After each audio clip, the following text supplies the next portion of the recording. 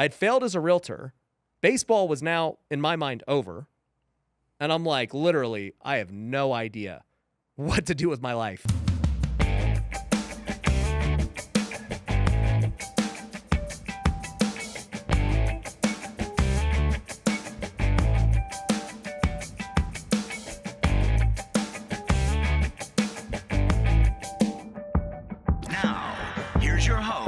Rod Khleif. Welcome to Lifetime Cash Flow Through Real Estate Investing. I'm Rod Khleif, and I am thrilled you're here. And I am super freaking excited to interview my friend today. I'm in his studio, actually, in Las Vegas. His name is Ryan Pineda, and if you don't know who he is, you certainly haven't been on social media at all. He's got an incredibly huge social media following, has a kick-ass podcast that I was just on. We did dueling podcasts here because I happen to be in Vegas, and really excited about this interview. Welcome to the show, my friend. Hey, man. Happy to be here, man. Yeah, absolutely. We're going to have a lot of fun. I've really enjoyed the interview we just had on your show, and I'm very excited to interview you. So why don't you, give my listeners and viewers an idea of who you are if they don't know who you are.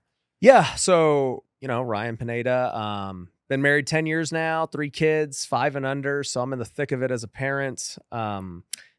Currently today, invest in a lot of real estate. I've done over $100 million worth of flips alone. We've bought multifamily as well, like you. So we currently manage over 600 units now. So that's a new endeavor.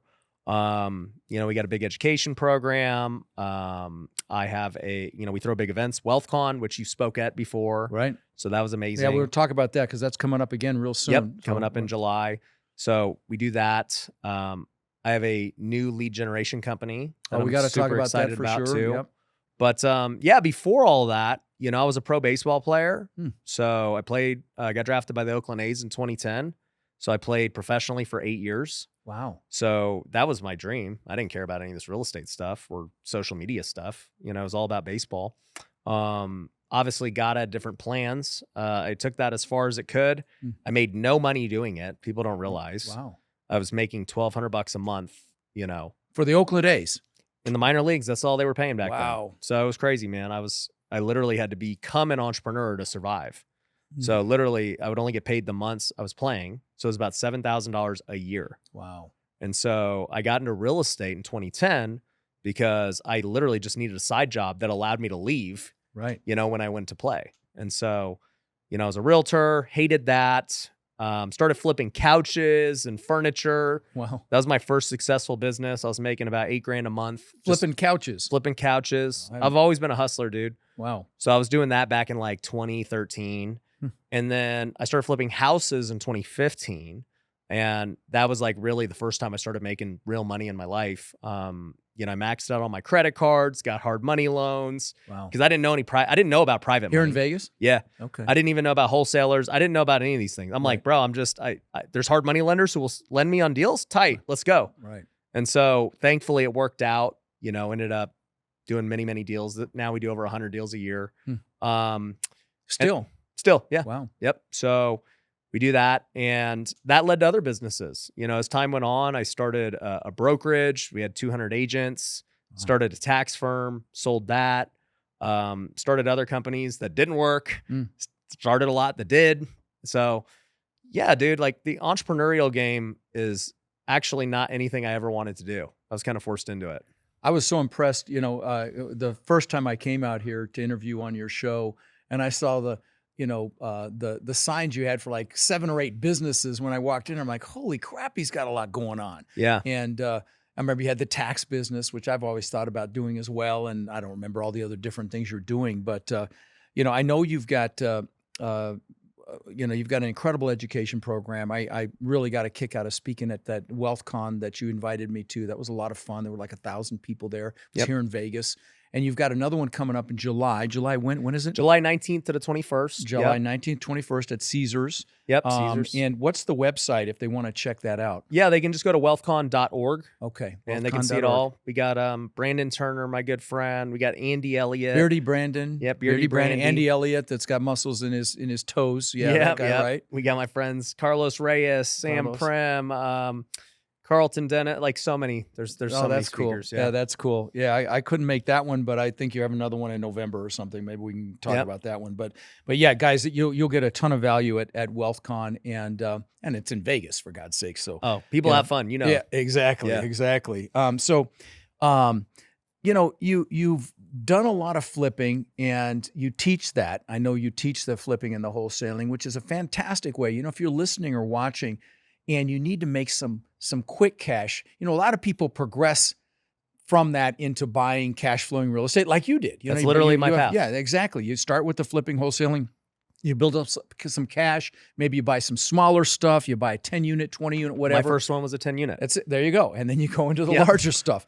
So talk about some of the hurdles that you had to overcome when you're a hustler. You're very, very driven, but speak to the ones, the people that are listening or watching that maybe are a little afraid of this, and maybe help them by talking about some of the overcoming any fear that you may have had or any hurdles that you had when you first got started.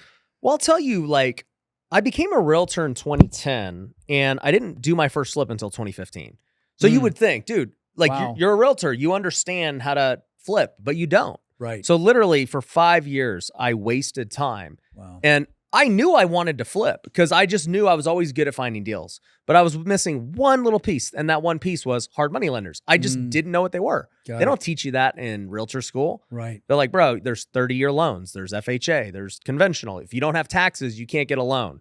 And that's where I was at. I was making $7,000 a year. So it's not like I can go get a loan. There's no debt to income you're going to qualify for. No, I'm not qualifying. I'll qualify for a $100 a month house. Right. So hard money lenders opened it up for you. Just knowing that they existed and you could go out there and literally get them. My life changed in 2014. So, I'm on my 1-year anniversary with my wife. And we got married super young. She just turned 21 when we got married. Wow. And, I'm flipping couches at this point, making good money. But I was praying. I was like, God, what do you want me to do with my life? I'm not going to flip couches the rest of my life. This baseball thing isn't working out. At this point, I had already quit being a realtor because I hated it. Right. And I'd failed at it. So I'm like, really? That surprises me because you're a great communicator. But okay. I wasn't, when I was 21, I was not the way I am today. Okay. Right. So I sucked as a realtor. I literally have not even made 6 figures in my career as a realtor. Well, that's a blessing. Yeah. Because you might still be doing it otherwise. No, yeah. Right. So I already knew it wasn't for me. But I'm at this crossroads 1 year into marriage where I'm like, I failed at baseball. I failed as a realtor. I'm flipping couches. Even though it's making money, it's kind of weird and whatever. And so I prayed. I was like, God, what should I do? And I know I'm meant for more. And I hear this whisper, and I've only heard a couple of times where clearly God tell me to do something. And this was one of them. And he was like, real estate. And I was like, real estate? I already failed at that. Real estate sucks. And within 5 minutes, I see a TV commercial for this real estate seminar. And it's like, hey, learn to flip houses with no money and blah, blah, blah, right? And I was like, scam.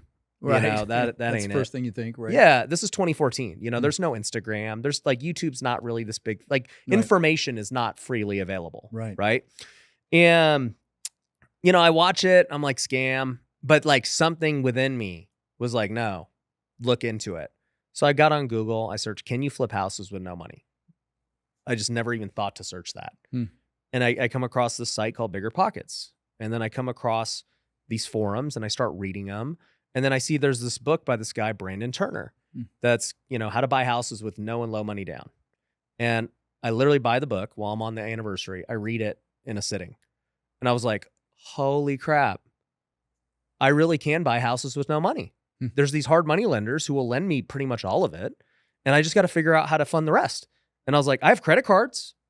I'm just going to go max out my credit cards and get 0%, interest and do that. And so I told my wife, I go, babe, we're a year into marriage. I'm like, I'm going to flip houses. And she's like, do it. I go, she supported you. Good. Oh, That's so every important. crazy So idea. important. She's always supported me. But I go, but here's the thing. And this was our first test, I guess, in marriage. I was like, here's the thing. I'm going to have to max out both of our credit cards to do this. First two. Yep. And she's like, okay, whatever. She's always just been down for whatever, you. right? She believed in you. Yeah. And so, we end up doing it. A couple of months later, I get my first deal. We flip it, make 25 grand within 58 days. It was crazy. And I was like, I cannot believe I just made 25 grand that quick. Right. Like that would have been so many couches. Mm. That's 100 couches Right. to do that. And so I was like, I'm all in on this real estate thing. Like investing is the thing. Mm. And so I went from 5 flips that year to 20 the next year to 50 the next year to Wow. 150 in the 4th year. And I just kept turning and burning flips after flips after flips. I want to talk about that. But you know what? Before I move into that incredibly like meteoric growth, I want to ask some questions about that. I want to talk about failure for a second, because when you were interviewing me, we talked about failure for a minute, and so many people fear failure. Can you talk about your early experience with failure and how it really molded and or conditioned you to deal with it? Let me tell you, dude, like very few people can relate to this because not many have played pro sports. But to give you some context to where my mind was at when I got married, okay, I'd spent my entire life being the best. I'm a great athlete, all-American, starting, everything. Mm-hmm. So everybody, like everything I've ever done, I was dominating ever since I was 10 years old, right? And I'm going down the career path. I'm making varsity as a freshman in high school, starting shortstop. I'm getting a D1 full ride, freshman All-American, freshman of the year. I get drafted my junior year. I'm playing, pro baseball. Like everything's going according to plan. My 3rd season, after my 3rd season, I'm getting ready for my 4th season. I'm in spring training, 23 years old, about to turn 24. They call me in the office, and you know what happens when they call you in the office. They're going to get rid of you. Oh. And like I just knew. And they walk in, I'm 23. They're like, hey, looks like the big league team is, this guy in AAA is not going to be moving up. So now that's creating a backlog. So now the guy in AA doesn't get to move up. And you're the guy who's supposed to go to AA. But now that guy's still having to be there, there's no room for you. And, unfortunately, we got to let you go. And you got to just realize that, like, when you're 23 and you're basically being told that everything you've ever dreamed about and worked for is over and you're no longer good enough, the mental, just everything that goes with that. I can't even imagine. And from going to, I'm the man my whole life, to being told you're not good enough for the first time. Most athletes don't know how to deal with it, and they just never Some never recover. Most never recover. Right.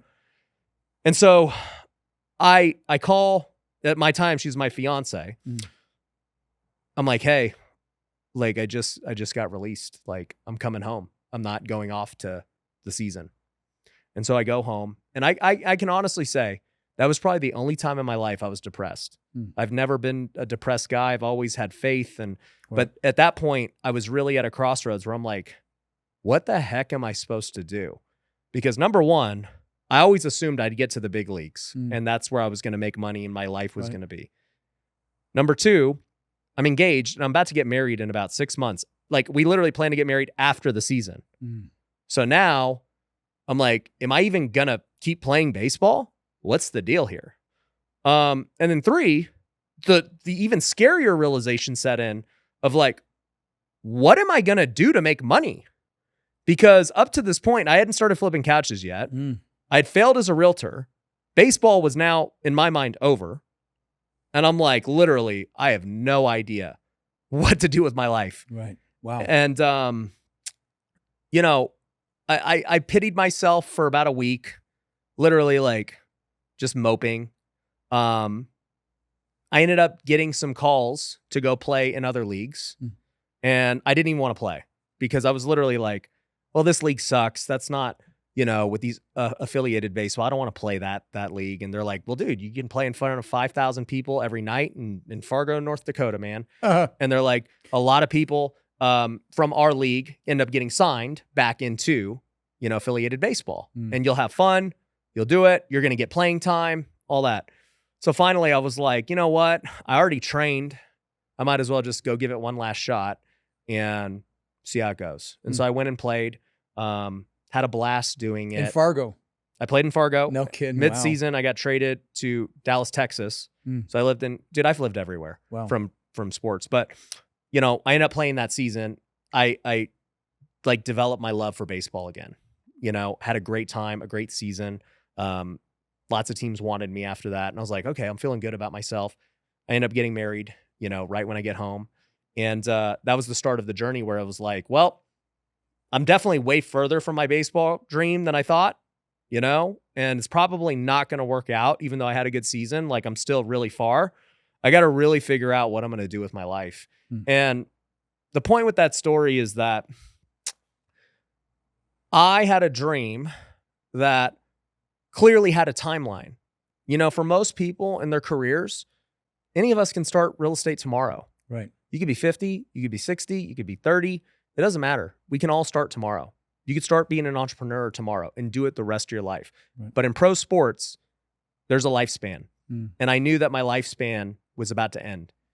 And that was like kind of that was the hard thing for me to accept.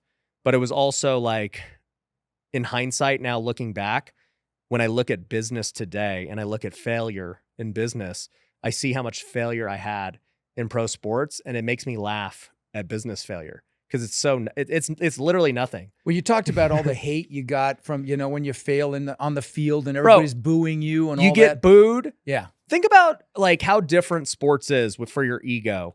Okay, number one, everyone can see your statistics. Just so, like, imagine if everyone could see your bank account right every day. Oh, wow. That's a great analogy. That's literally what it is in sports. Wow. You know how much people get paid. You know their contracts. You know their stats. People talk about you. People boo you in person. Wow. Talk crap to your face, right? So, number one, from a transparency standpoint, nothing is even close. Right. Number two, it is the ultimate, like, ego, pride, alpha thing you can do. We're going head to head. Right. And I'm going to either bust you up or you're going to bust me up. One of the two is going to happen. You don't really see that too much in business. Right. So I'm used to competing and going after people's throats. I don't give a crap. So I learned that from sports. Third, we talked about just in baseball in general, 7 out of 10 times you will get out and you will fail. You will strike out. Right. And 7 out of 10 times. Right? 7 out of 10 if you're good. Right. And so I was already used to failing. The other part of it too, with just roughing it, and this helped me in business later, is like, okay, I was making $1,200 a month for 8 years. Tell me who else is willing to pursue a dream for 8 years, making no money. Yeah. People get butthurt when they can't do a dream for 90 days. I'm like, you're the softest person on earth. So that's another thing.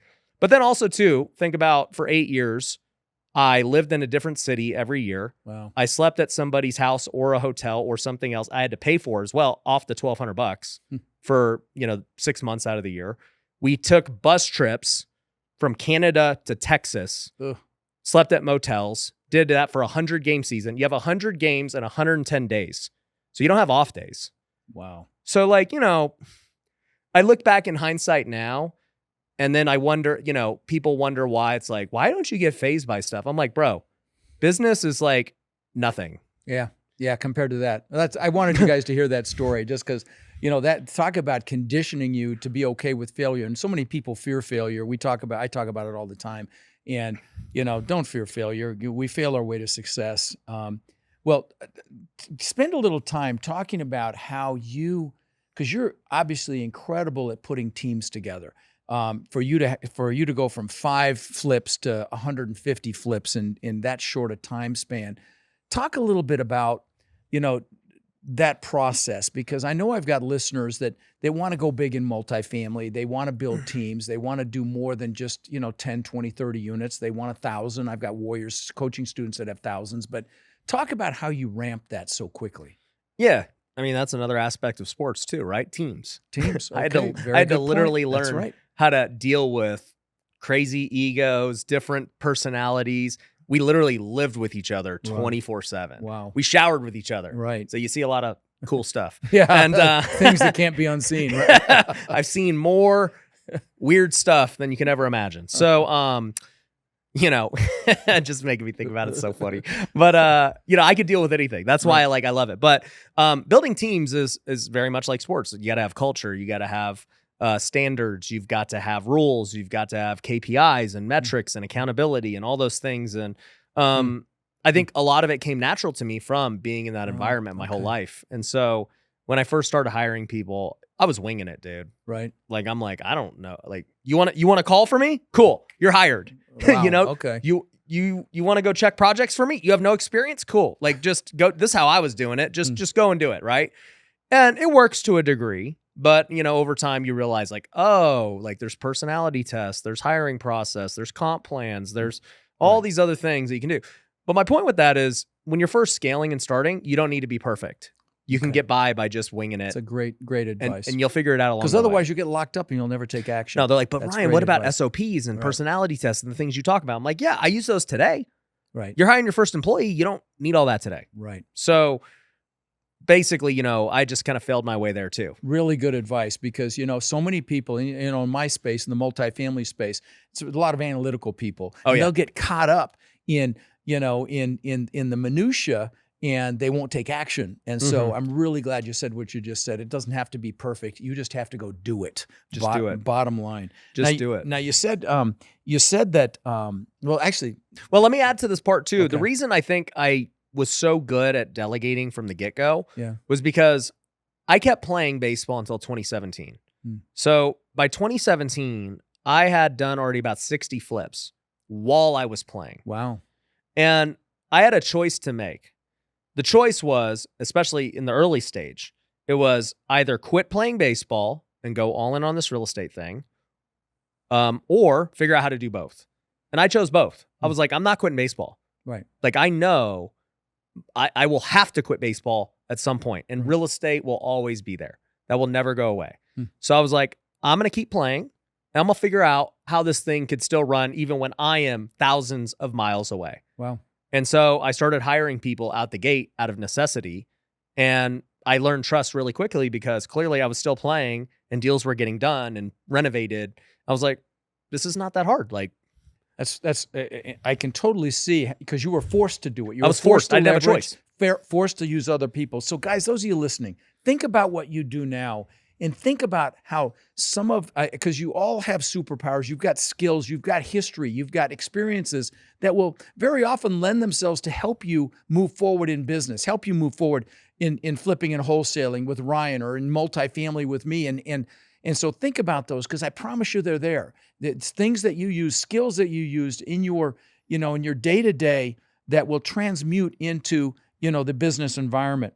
So let's talk for a minute about your incredible success in social media because it's like sometimes I look at the number of people you've got following you and it just blows my mind. Talk about how that manifested and, did it all come from the podcast? Did it do, because I mean, you've got an incredible studio here. It's obvious you're standing, behind the camera or in front of the camera very, very often. And, talk a little bit about how you built that. And, yeah. So, I mean, up to COVID, I didn't take social media super seriously. I had, Oh, really? No, I was doing like a bunch of flips. I mean, I was flipping, I was making so much money flipping that I was. You know what? Let me stop you for once. So why am I asking him this question? Because guys, if you're going to get into any business, creating reach is critical, especially in what's coming, because you're going to need to raise money. Especially if you're doing multifamily, you need to raise money, and social media is the easiest and fastest way to create that reach. So, don't tune out because you're thinking, what's the value of this? Okay, 100%. sorry. Yeah. Social media, by the way, it was not flipping houses that was the smartest thing I did. It was social media. Right. So for anyone listening, Yeah. trust me, like it's a foundational piece. But yeah, I mean, up until COVID, I had like 5,000 followers. I would just randomly post about what I was doing locally here in Vegas. I literally just used it to get deals and lenders. Wow. Even at 5,000 followers, I was able to get millions of dollars of lenders for my flips. No kidding. I was able to get deal flow for flips. And I was a believer in social media. I just wasn't like a believer in going all in and going crazy. Was this with it. Facebook at the time? Literally Facebook and Instagram. Facebook. That was and all Instagram. I had. Okay. So then COVID hit and I literally had 50 houses, just in some form. They were either, I bought them and we're fixing them up. They're on the market. They're in escrow, whatever the case was. Mm-hmm. And I don't know how much debt that was, but it was probably like 15-ish million, 20 million, something like that. Right. And so they're talking about everything crashing and all this stuff. And I'm like, dang, dude, like, am I about to just lose all these? Like, I don't know. Right. And so this was the second time I ever heard from God in like a clear way. And I prayed again. Every time I'm in turmoil, the beauty of being a believer is that it's not just you. Right. So I've been a Christian like ever since I was young, man. I grew up in the church. Hmm. And faith has always been integral in everything I've done. And so I was like, God, what do I do? You know, do I try to just sell off these houses and like, is it going to be bad? Is it like, I don't know. Hmm. And, but I'm at a crossroads here because I literally can't do anything. They're not letting us out the house. Right. Like they closed certain businesses. You can't even like get supplies. You can't like even do a transaction Right. in some cases. So I'm like, what can I actually do right now? Because I'm always just moving. Right. And for some reason, like when God speaks, sometimes it's like you just see it or hear it. Other times it's through other people. And in this case, it was through other people. Hmm. At that point, I started having people tell me, you should do YouTube. Hmm. And so first person just texted me out of the blue. They're like, Ryan, have you thought about doing YouTube? And I was like, no, who watches YouTube? Hmm. Then I had somebody DM me on Instagram, like, Ryan, dude, your content would be really good on YouTube. And I'm like, I'm a guy who's very observant. I'm like, So okay. you had to hear it a couple times. Yeah. And I'm like, huh. Like nobody has told me that like anytime, like this is weird that this, and then it happened a third time. And I was like, I understand, God, what you're telling me. Okay. So I said, hey, show me like, so then I made a post on Instagram. I go, hey, who are the YouTubers you guys watch? Like what do you even like? Mm-hmm. And so people started putting, and I started getting a lot of the same answers. They're like, hey, we like this guy, Graham Stephan. We like this guy, Meet Kevin, and everything else. And I'm like, okay, like, let's see what these guys are doing. And so I start watching YouTube because I never did before. I literally did not watch YouTube. My wife is a YouTube. She loves YouTube, but she likes watching like family vlogs and stuff. Sure. She's been watching YouTube for like ever since we were married. And I always made fun of her because I'm like, why do you do this? And she's like, you should do it. Like she always told me that. Oh, wow. But I never listened. So she was always right. But I started watching their videos and Graham and Kevin are talking about real estate. And I'm like, dude, like, what are they doing? Well, they weren't really doing anything. They, you know, Graham had a couple of rentals and Kevin had a few rentals and they're both agents. And like, I'm like, wait, but so why do you guys listen to them for real estate? They're not even like, this ain't even their thing. They're YouTubers. And they're like, what? But their content's good. I was like, are there really no like YouTubers who are actually full-time in the business and YouTube's more of like the side thing? Right. And they're like, no. I was like, okay. I mean, Blue Ocean. Yeah, I was like, if this is really it, then okay, I'll do it. Wow. And what made me really do it though, and all those guys are my friends. So that's now. where you took off was YouTube. I didn't know that. YouTube and TikTok. So I'll Okay. talk about how that happened. But like, you know, they're both my friends now. Graham and I have actually raised a fund together and bought Oh, wow. real estate since wow. then. Kevin's speaking at the next WealthCon. Okay. So they won't be mad that I say this, but I was like, dude, okay, these guys really aren't doing anything in terms of the real estate side. But then they both made videos about how much they were making as YouTubers. And I was like, dude, what do they make as YouTubers? I don't even know. Graham and him both had similar results. They were like, yeah, we're making like 200 to 300K a month from YouTube, Holy crap. from ads, from sponsors, from just digital Wow. stuff. And I was like, what? I was like, they make 200 to 300K a month net. Wow. No overhead, no risk, no employees, none of the bull crap I've been dealing with Right. running a business for a long time. I was like, these guys are making more money than me with all this stuff. And people are being haters of them. I was a hater. And I was like, I'm the idiot. They're the smart ones doing this thing. Right. They got a way easier path. Why am I freaking, you know, taking $15 million, $20 million of risk on hard money, 12-month loans, having to have project managers and callers and sales guys and all this crap. And they're just sitting here talking to a camera. Wow. And so instead of being a hater, I said, I'm in. That's a great opportunity. And so I said, what else do I not know about? And I had a friend, his name's Kong, start telling me about TikTok.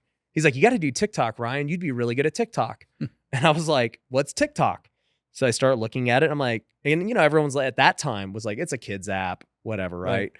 And I was like, dude, this is like actually really entertaining. This style of don't content. get me started, man. I used to go on vacation. I'd read a book every single day. Now I sit on TikTok for 6 freaking hours, mind-numbing videos Exactly. that don't do anything for me. I know. I'm like, God, please. I need to delete TikTok off my freaking phone is what I need to do. But Yeah. I saw it the same way you just said, and I was like, this is addicting, dude. Oh, yeah. I was like, I've never seen content like this. Now it's obviously like the Well, perform. they've got that algorithm that kills it. It's smarter than we are. Yep. And we can't pull away. Yeah. So I saw that. I saw what YouTube was doing. I saw that there was no competition in either because no real estate people were taking it serious. No, wow. And I said, I'm all in. I have nothing else to do. So I literally bought everyone's course that was available. And I was like, I'm just going to research how to do this. And so once I started watching, I realized there was actually like a format to make it successful. Like what kind of thumbnails you needed, what kind of titles you needed, how you needed to hook people in the beginning, how you needed to do your ads. Like it was very systematic, just like flipping a house. I was like, oh, it's not luck. This is easy. So I started making YouTubes. I started making TikToks during that time. So like April, I want to say April, I spent all April studying. May I started. And within 3 months on TikTok, I had 400,000 followers. Wow. It was crazy. Wow. Or maybe that was like I can't remember. I had 400,000 like in some crazy time. Maybe it was 100,000 in 90 days and 400,000 by the end of 2020. Something crazy. And then on YouTube, I ended up getting to 75,000 by the end of 2020. So within like 6 months or 7 months. And so, and I saw the reward from it. Like I was all in on it because I believed. I didn't even know what it would lead to. I was just like, but I know this is the path. And so I saw it, my own house flipping business. It didn't impact it that much because it's a local business. Right. But my house flipping business, I stepped away from and let it self-run. We had our best year ever without me being involved. Oh, interesting. Because I was busy being a YouTuber and a TikToker and all this stuff. Sometimes the CEO is the bottleneck in a business. Maybe that's or hopefully I set it up good. Okay, but nonetheless, okay, fair enough. But nonetheless, I just knew that I had to pursue this opportunity, that now was the time to strike. Yeah. And I trusted the team.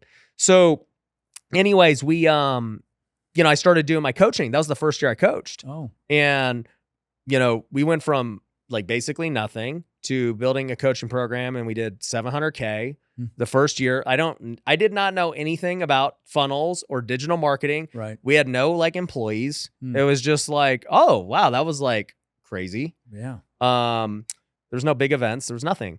And, I saw my brokerage explode. I saw the tax firm explode. I just saw all these things just growing as a result of social media. Wow. And so then I was like, wow, I need to like double down on this even more. I was already a believer at that point. You didn't have the podcast yet? Nope. Wow. So the next year in 2021, I'm like, how do we do like this at the next level? And so I created the podcast in 2021. And, that's been amazing. So it's been 3 years now. And, we've had literally like every guest you could imagine, which is crazy. And yeah, I mean, that's just kind of how it all played out. Wow. That's crazy, man. I didn't know all that. Now I know that, and I'm sure you agree with this. The people that add the most value in this world are really the most successful. And you add tremendous value. It's not all just a sales pitch. You're out there putting content out, valuable content. And I subscribe to the same methodology, not to the scale that you do. But would you agree with that comment? However? Oh yeah. I mean, look, the thing I think about, we were actually talking about this off camera, right? Right. Most people's biggest problem is they're always thinking about themselves internally. Right. So whenever I make content, I really think about the end user. And I'm like, what are their problems? What are they going through? What do they need help with? What are they thinking about? And that's how I get content ideas. Yeah. We survey my students, we survey the public, and we ask what the pain points are. We ask what they're struggling with. We ask how what they're fearful of, and so on and so forth. And their responses are literally marketing gold, because they're telling us what they want help with, and even in the nomenclature, the verbiage of how they want to hear about it. So it's very, very valuable. Well, I know you just you started this lead program. Do you call it Lead Kitchen? Lead Kitchen. I don't know anything about it. Talk about it. Yeah. So once again, like listening to feedback from people, like what are the problems in the world currently? And one of the biggest problems is lead cost. Like lead costs are getting out of control. Now, what type of leads we talking about here? So, I mean, like literally leads are like marketing expenses are through the roof everywhere. Right. Whether I want to market to get people to WealthCon, whether I want to market to get a student, whether I want to market to a motivated seller, gotcha. Investors. Gotcha. It's just all of it. Advertising is just getting more and more expensive. Yep. Same here. Yeah. Yep. Same. Every business I talk to, that is their number one problem right now. Now, in the real estate space, I decided to solve it for my own company. So I just, for years, I used TV, I used PPC, all these things. And I just saw that it just kept going up and up and up. And by the time, it was December of last year, TV and PPC were like $500 and $800 for one lead. Yeah. And I'm just like, when does this end? Like, how does it even end profitably at the end of the day? Right? Like, we're still able to make a profit, but man, like, it's not trending the right way. So I was like, I need to find something better. And so I started down this path of trying all these different things. And I don't know why it took me so long to do this, but it just occurred to me that I was like, well, I already have spent millions on social media marketing, creating organic content, running ads for my events and my coaching and services and other stuff. I was like, why am I not running social media ads to sellers? Like, it never occurred to me to do that because I was already for one, I'd been disengaged from the flipping company for years. I see. It's just been running. And so you're talking about social media ads more geographically specific. Yes. Then. Okay. Yeah. Okay. So I started running, Facebook ads to start outside of Vegas because I was actually already like fed up with Vegas. I'm like, dude, let's run nationwide, see how cheap we could get deals in other spots like the Midwest and other stuff. And sure enough, I saw like leads for crazy costs, like $20 a lead. And I'm like, dude, even if just freaking that $20 a lead, you have so many at bats, it's crazy. Right. We're used to paying $800 for one, right? And so we did that for about a couple of months and we locked up a ton of deals. But then I realized that it was hard to sell the deals for wholesale because we couldn't buy them as flips. And it's hard to be in lots of different markets. Yeah, because you have to have end buyers. If you gotta have end buyers. And yeah, we have tools like Investor Lift and stuff. But the problem was when you're in a super small rural market, it's almost impossible to sell it. Right. So I was like, all right, let me go tier 2 markets then. So I go to tier 2 markets and, like San Antonio, you just got a deal in San Antonio. Yeah. Like we got a couple of deals in San Antonio. Nice, great market. Kansas City, other things like that, right? And we had success, but still same problem, man. Like at the end of the day, if you don't have boots on the ground, you don't have like a huge buyers list, it becomes hard. Right. And so I was like, dude, you know what? Once again, dumb of me, but I'm like, why didn't I just test this on Vegas first in the first place? Like that was just dumb of me from the beginning. I was just so dissatisfied with Vegas because, for a number of reasons. Vegas is, in my opinion, and I've heard this from others too, so it's not biased, but it's the most competitive market in the country. Really? Correct. Interesting. With single family direct to seller. Interesting. It's ruthless. And I saw that literally being in so many other markets, like seeing how our offers were perceived and competition. In Vegas, you're going to have 4 people competing against you, no matter who you talk to. Interesting. So anyways, I wanted to explore the other markets. Anyway, so I came back to Vegas and, back then, or not back then, but went back to what we always did, right? On appointments, we already have a huge buyers list. We have presence. We know the market. We know what we can pay. And then sure enough, just started locking up deals. Okay. And our lead cost was significantly less. It was $150 to $200 versus $800. And ever since then, we've just been running it there. And it's funny because we still see competition, right? But I know they're paying $800 for the lead. So we have a huge advantage. But nonetheless, during this 6-month period, I start getting my students asking, they're like, dude, can you run, like, can you teach us how to run these ads? Can you do it for us? Like, what can you do? I'm like, honestly, like, I don't really want to do that yet. Like, I'm busy just perfecting it for myself. But if I do, how many of you would be interested? And a bunch were like, dude, if you could run it for us, we would do it. And I was like, okay. So about a month later, I was like, all right, guys, remember when I said, who's interested? Here's the deal. Here's how we're going to run it. And basically, I just did a profit split model. I said, you cover the cost of the ads. I will do everything else. We'll use my face, my ads, our landing pages, everything we know works. It's already tested and proven in my market. We'll run them in yours. And all I want is 20% of the profit. Wow. And they're like, deal. And so love it. I started it with the beta test of them, worked out different kinks. Then I launched it to the public about a month ago. And now, we're in lots of different markets. You're off and running. Wow. Yeah. That's how it happened. What a great model. What a great model. Now, what's the website? Leadkitchen.com. Leadkitchen.com. I love it, man. What a great idea. Brilliant idea.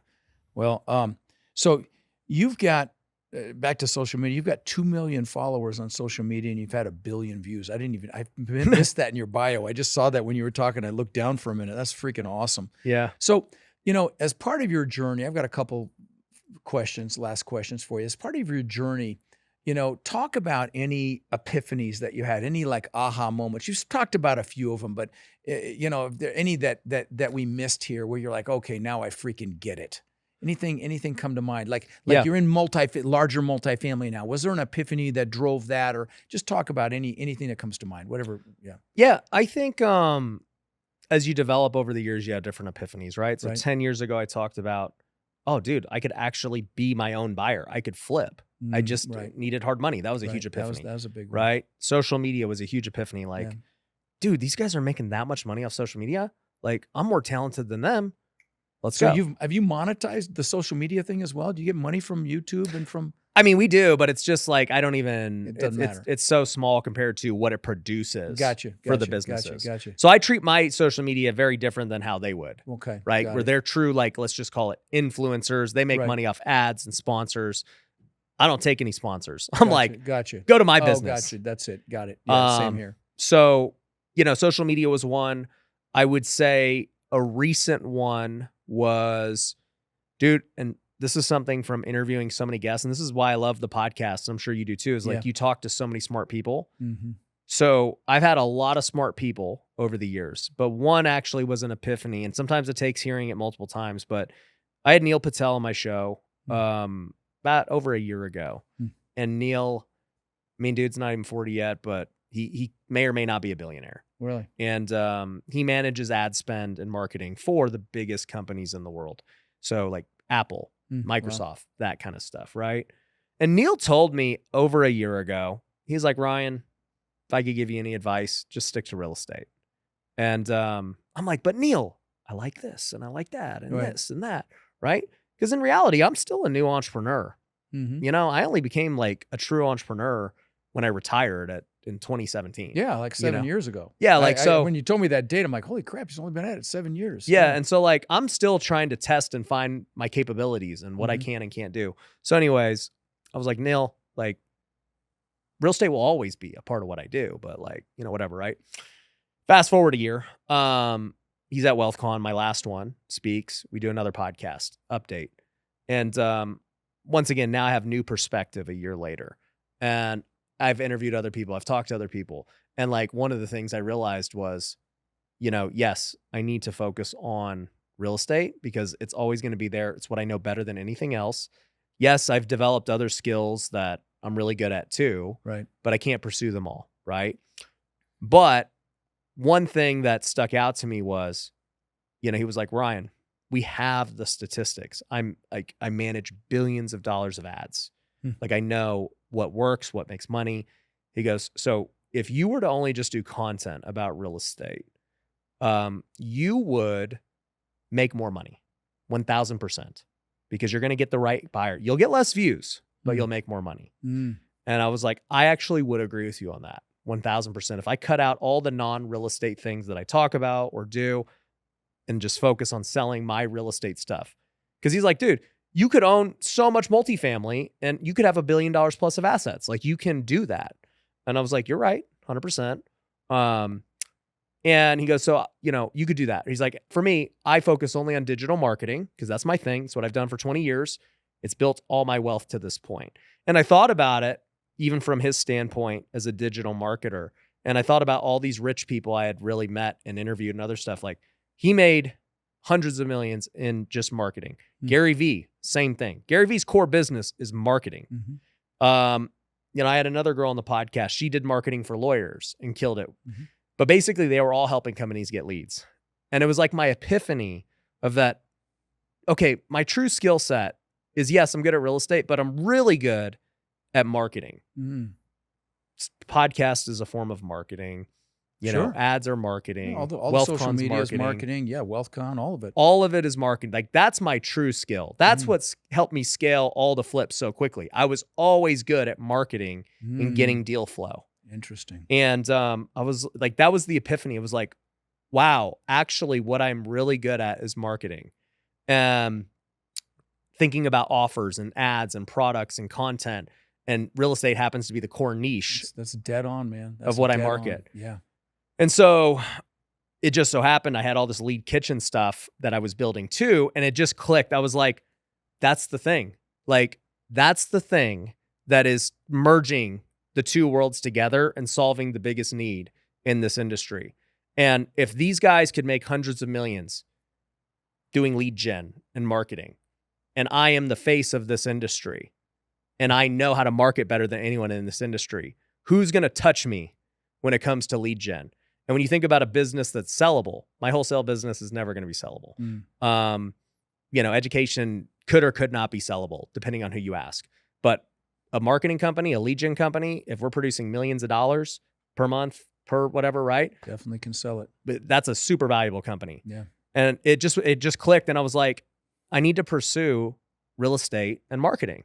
And he's right. Like, if I want to go get clients for that company, I need to talk about real estate more. Yeah. These other guys that, if I just talk general business is great. I am going to get entrepreneurs, and my audience is a lot of entrepreneurs who, quite frankly, every entrepreneur wants to buy real estate. So it's still like, it's great. It's still part of the ecosystem, right? So they can you're invest. Bridging marketing with real estate, and we talked about it when you interviewed me about playing to your strengths. Yeah. And you're right, man. Marketing is definitely your freaking strength. So yeah, no, you absolutely made complete sense to me. But you know what's funny about Neil? I'll say this. So we talked about it, and he was like, okay, Ryan, you know what's ironic though? Because he's not a real estate guy. Neil's funny because he's not a real estate guy, right? But he had a $20 million home in Vegas, a $20 million home in Bel Air, He's like, I suck at real estate. And I'm like, yeah, you just buy, because you're so rich. You buy real estate for cash fun. for real estate. Yeah, right? he does. But he was like, Ryan, you know what's funny though? Even though we're talking about this, he's like, the content I like most from you is your non-real estate content. Like, I like your different lifestyle content and other stuff. And I was like, that's the point too, though, because if I didn't have that other content, we're not friends, and I'm not learning from you. I don't know Ed Milet. I don't know all these guys that are now my friends because they're not real estate guys, right? Real estate guys mainly only know real estate guys. Right. But I know pretty much everyone now because I chose to be broad and talk to everybody. And it's just one of those things now where I'm like, well, I have the relationships. I did it. Now do I go back to my roots and start making way more real estate content because my main focus is this lead generation company. Is it now? Yeah. Okay. Well, I can't wait to hear about it a year from now when we meet again and circle back on this. I want to talk about something I've never talked about on the show before. And guys, stay with me here. You all know that I'm separated from my ex, and I'm in some relationship coaching, and I'm working through, becoming a better human being, becoming better in relationship. And one of the things that my relationship coach told me is, he's a Christian and deeply spiritual, and that's my word for Christian in this case. But and he told me that I should really explore it. And so, I was telling Ryan before we started recording that, the last time I interviewed with him, I was just so impressed because I knew that he was Christian, and he never pushed it on me or anything like that, but I could tell he really freaking lives it. And I was telling this to your friend that interviewed me a couple of weeks ago when I was here last time, Brian. And I've had some bad experiences with people that hang their hat on religion, and they're really nefarious. And that really, I used to say if somebody's religious, I'd put my hand over my wallet and run. And that's why I was so impressed with you when I met you.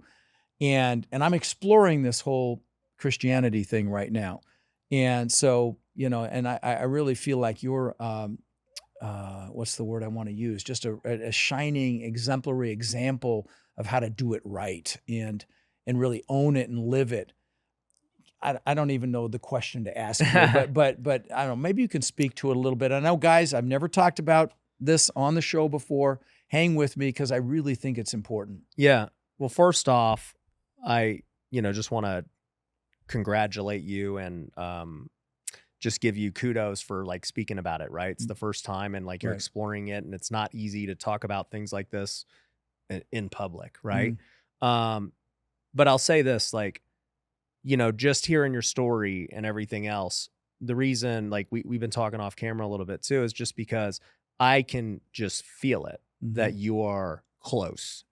And the first thing that you and I talked about when we met today, you're like, dude, like I had this really deep conversation with Brian Right. about faith. Right. And I was like, tell me more. Like, because that's what gets my ears perked up. Hmm. I could talk business. I could talk everything all day, every day. But when we start talking about faith and eternity, it gets me more excited than anything because I'm like, okay, now we're actually talking about something that is extremely important. Hmm. The most important question isn't should you guys start doing social media or buy multifamily or flip a house or whatever, right? Those are all just things that you're going to do here on earth, which is a very limited time in the span of eternity. And so I get excited about talking about eternity because in my opinion, it is the most important question that people need to think about, and they don't, because there's only one guarantee in life. You're going to die. Yeah. Right? And you're going to be dead way longer than you're alive. Right. And so do you believe that something happens when you die? Do you believe that you were created? Do you believe that this isn't some just coincidence and we just turn to ash? If you do, the next logical thing to do is say, okay, what happens then? Because there's lots of theories about what happens. And in most theories, if you're wrong, the consequences aren't good. And when I say theories, religions, philosophies, whatever, right? And so people just kind of ignore it, just like they ignore like other things in their life. They ignore their health, they ignore their relationships because they don't want to deal with the hard things of life. But the crazy thing about faith is that if you just accept it and you start believing, your life changes. Like literally the Bible tells us you become a new creation when you accept Jesus. And so for us, we've gone through different evolutions in business and in life, Right. different seasons, right? And so if you were to, believe what Jesus says, he literally says, the moment you believe, you're indwelled with the Holy Spirit. You are a new creation. God is dwelling inside of you now. And the way you used to act, the way you used to see the world, the desires that you used to have, they go away. You're a new creation. You are going to start down this path of something completely different. And I always try to explain this to business guys in business terms, even though they're completely like not even close, but it helps them understand. And I'm just like, look, remember that time, for me in my story that I learned about hard money. It was like the greatest revelation ever. For 5 years, I was just wandering in real estate thinking it sucked, thinking it was terrible, thinking that, oh, well, yeah, that works for them because they got money. They already got it figured out. Right. And then in reality, it was like, no, dude, just literally call a hard money lender, you idiot.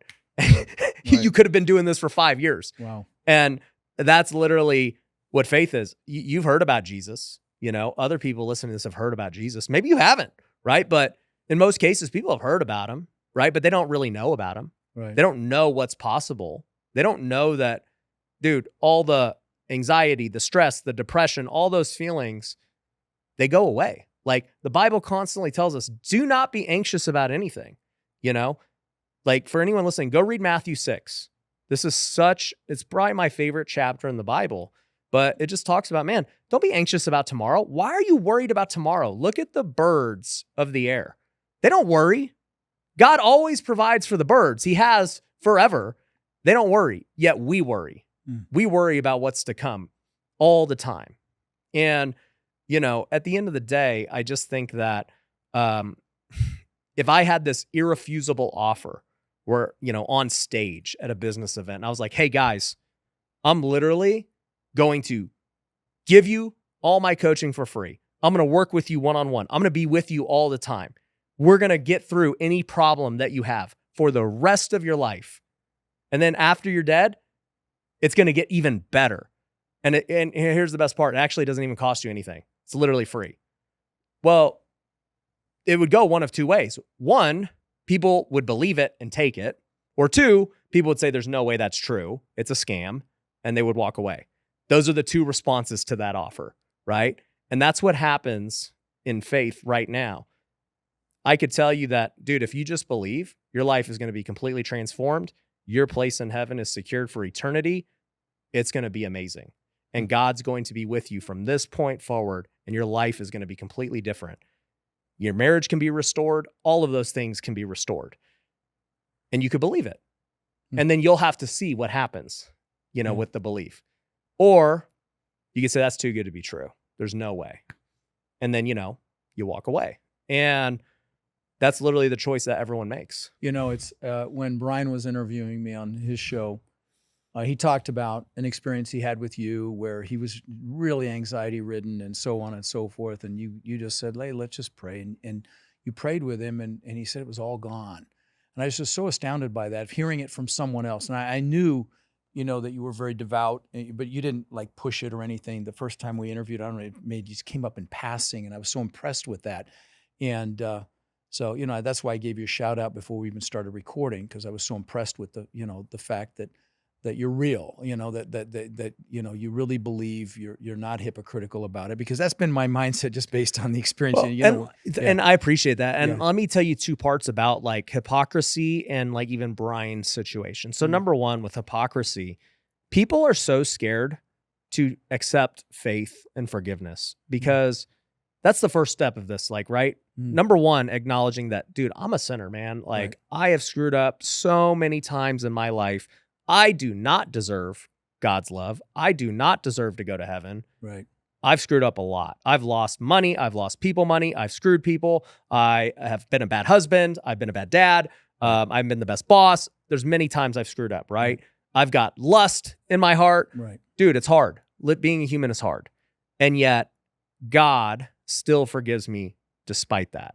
And when you have that just like belief, that you're like, wow, God loves me so much that he's willing to forgive me for those issues.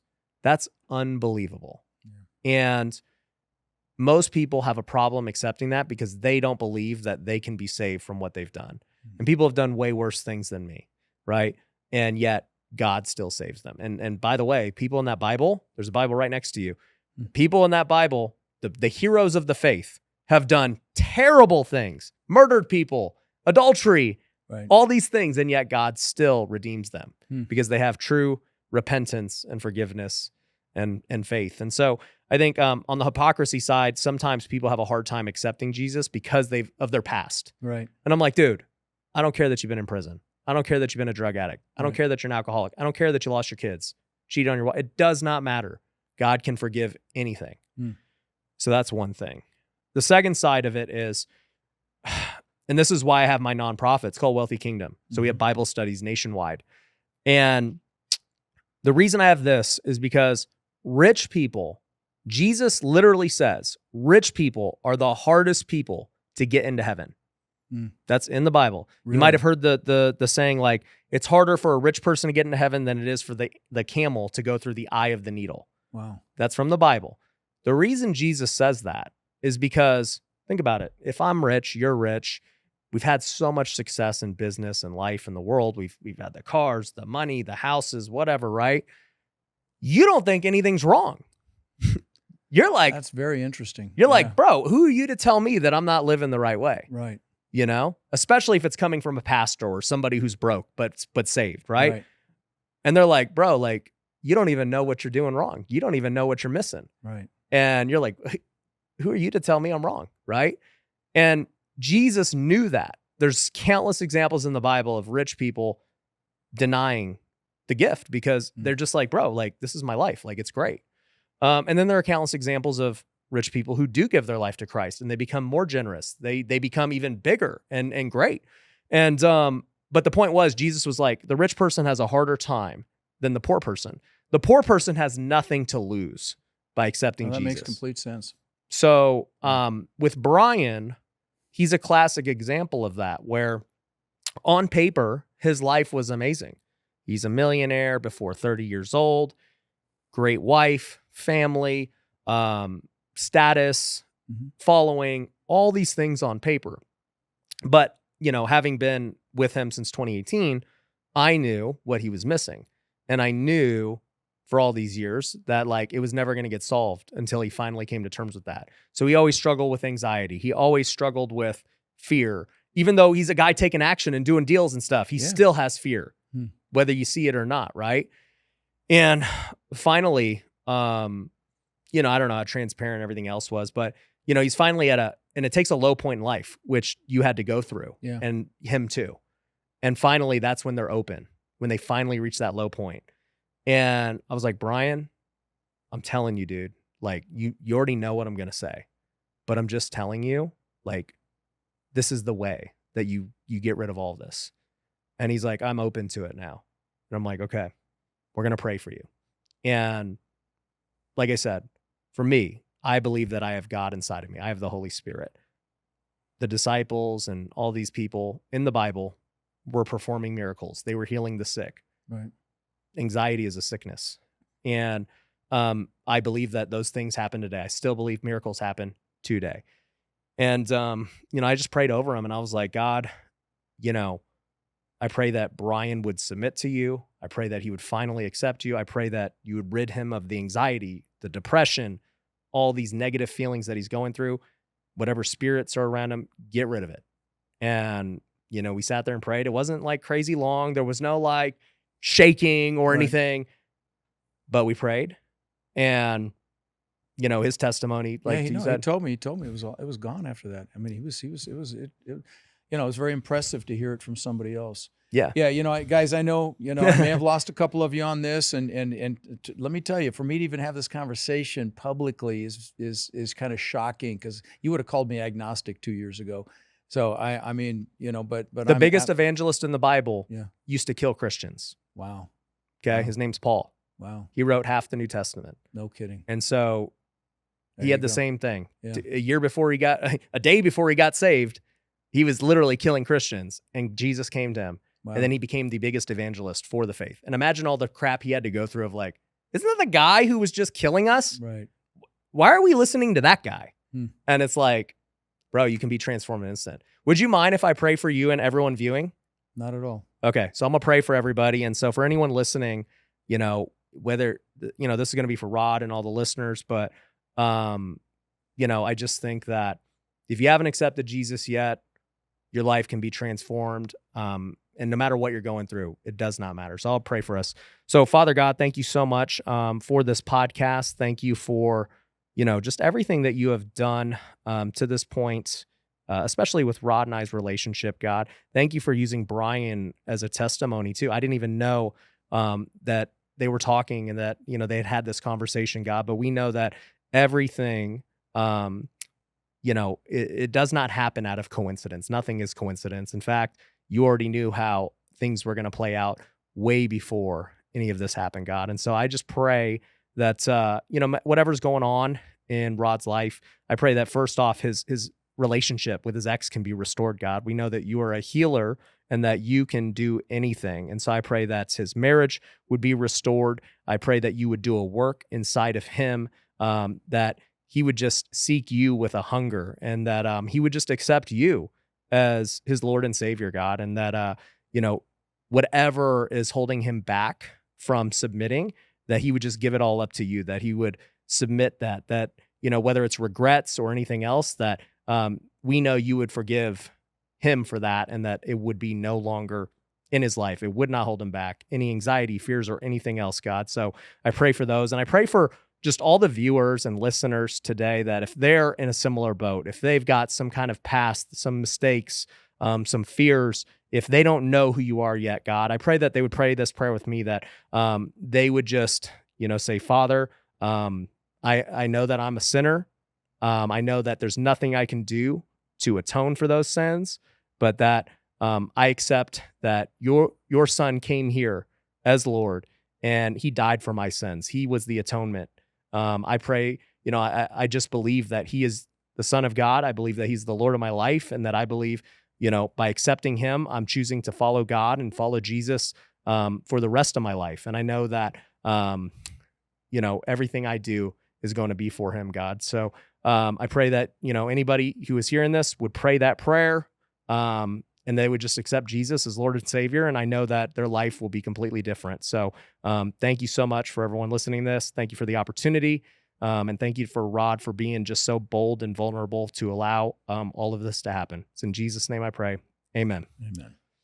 Thank you for that, man. Thank you for that. That was beautiful. Well, we can't go any further than that. So I really appreciate you coming on my show, my friend. I appreciate your love and what you just did. And yeah, that's it. I got nothing else. I got nothing else. Amen. Thanks, brother. Amen. Yep. All right. Appreciate you. Likewise. So one other quick thing. We encounter so many people that are frankly frustrated. They're looking in the mirror and they're frustrated that they haven't been able to escape the rat race. They haven't been able to build cash flow to the point where they're able to have financial and time freedom with their families. And maybe they see other people buying real estate and creating, incredible cash flow, and they think, well, it's just scary. Buying apartments is intimidating. And I get it. See, that's why we created our Warrior Mentorship Program. They're our coaching students, and they've had extraordinary results. My students, I've been teaching about 5 years, and they own upwards of 140,000 units now that we know of, right? And we feel like it's just getting going. Now, we're looking to grow this group and really take it to the next level. And honestly believe that the greatest transfer of wealth could be upon us right now with this current economic environment. Everything's going on sale. So we're looking for people who want to follow a proven framework, really like a blueprint or a map, literally step by step. And then they're able to leverage our systems and our incredible network to raise money and equity, to find deals and close those deals and build partnerships, really nationwide. So if you're interested in finding out more about how you can become more in our incredible network and take advantage of the unbelievable opportunities that are upon us, you can apply to my Warrior Mentorship Program by texting the word CRUSH to 72345, or you can go to mentorwithrod.com. And what we'll do is we'll set up a call so you can check us out and we can check you out and see if it's a fit. Now, again, you can go to mentorwithrod.com or text the word CRUSH to 72345 to apply, and we will speak soon.